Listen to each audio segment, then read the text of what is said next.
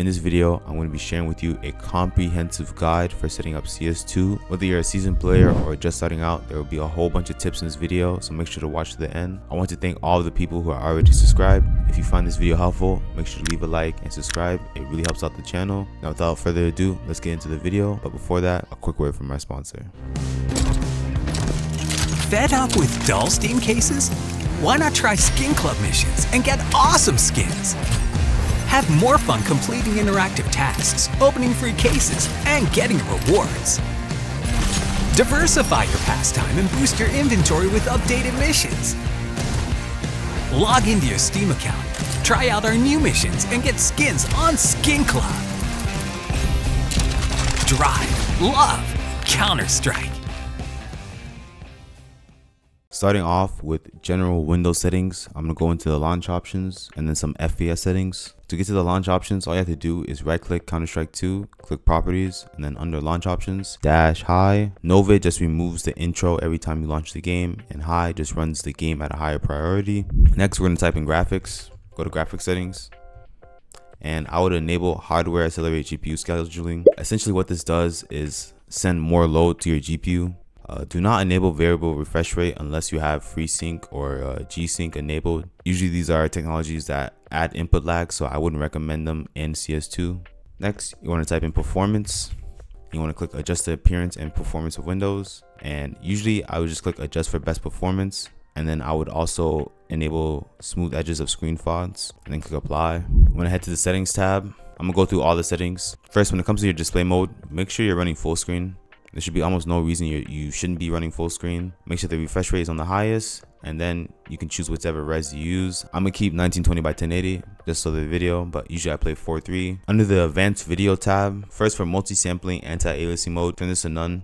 When it comes to global shadow quality, you need this on high at the very minimum, because if you don't have it on high, you won't see certain shadows like on vertigo, and that can like really affect your gameplay if you don't have it on. For model/texture detail, make sure you have this on medium.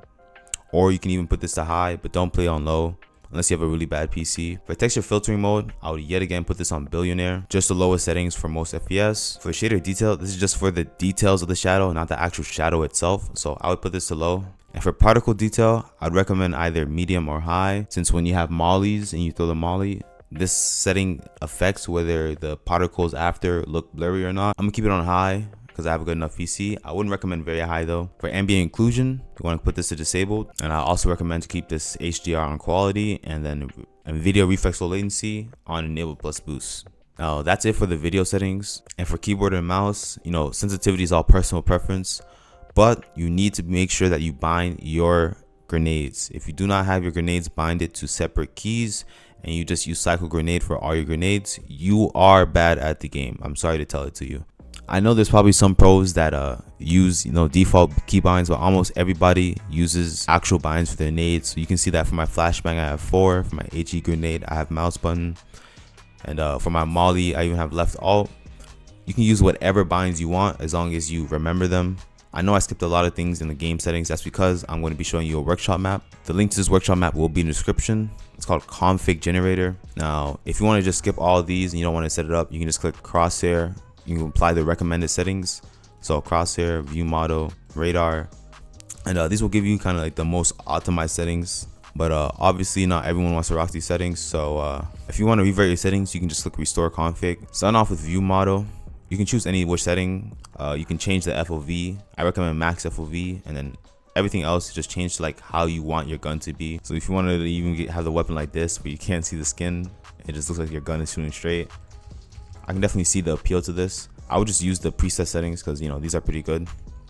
When it comes to crosshair, it has all the settings here as well, so you can change the size, you can change the style.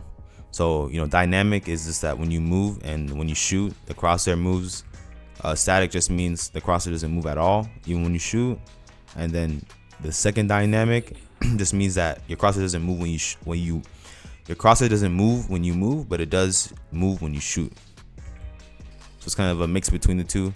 I recommend static unless you're new to the game and you already know how to counter strafe. Radar, this is really important. So first I would max it out. I would max out the size.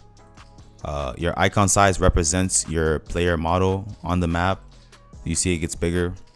and then zoom, just zoom this all the way out. This is allows you to see the whole entire map. So this is really useful if you're kind of like executing different sides. You know, you're playing split, you're playing default. You can see where your teammates are at and the enemies. You can choose between rotate, where it rotates when you look, or you can just kind of have it on center, so that instead of the map rotating, you rotate. Personally, I like rotate on. Center just means will be the center of your camera. When this is on, this just means that the radar is centered on you, and when it's off, this just means it's centered on the map. I recommend on. Personal preference yet again. And then HUD color, you can change all these, you know, whatever color you want, whatever scale you want, make it as small as you want, make it as big as you want. Horizontal gap, all these things. If you don't want to edit all these, yet again, you can kind of just go to these and just kind of click apply and then just save. When you do save it, it will save to your account. That's pretty much it for me. Check my socials in the description. I will probably start streaming again, some Apex. You know, I am starting to play Apex again if you are, you know, in tune with the channel. But that's gonna be it for me, and peace.